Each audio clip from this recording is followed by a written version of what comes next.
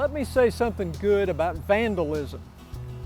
If it wasn't for vandalism more than a century ago, we might have never found out what happened to one of Georgia's earliest patriots. The story goes back more than 100 years at a small church cemetery mausoleum in Fishkill, New York.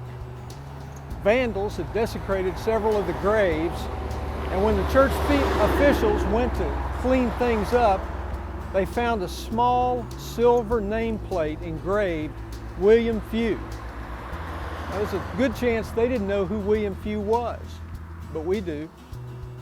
Today, William Few Parkway is a major route in Columbia County. Few was one of our community's early leaders. He led troops against the British during the American Revolution, and after the war, Few was also one of 2 men from Georgia who signed the U.S. Constitution, an enterprise he considered so important that he was the only representative to never miss a meeting during the Constitutional Convention. Few became Georgia's first U.S. Senator, an Augusta judge, and an active leader. So, what was William Few doing in Fishkill, New York?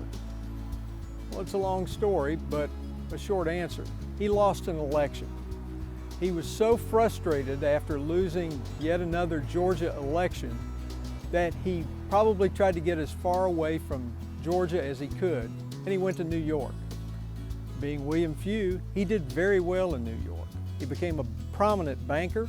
He became a state legislator. He took over control of some of the state prisons, did very well for himself, and he lived until age 80 when he passed away. But then we get to the story about his bones. Over the last, 100 years, New York and Georgia kept arguing over who should have his remains. New York just didn't want to give him up.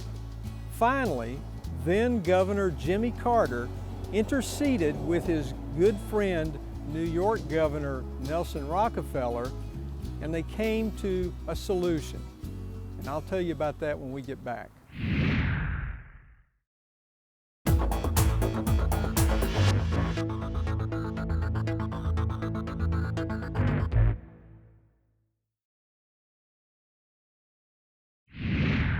On January 29, 1973, Georgia State archaeologist Dr. Lewis Larson and Dr. Larry Howard traveled to the old New York graveyard, sifted through debris and beer cans, and found the jaw, some teeth, and other bones of the man who, it was said, never missed a meeting of the U.S. Constitutional Convention.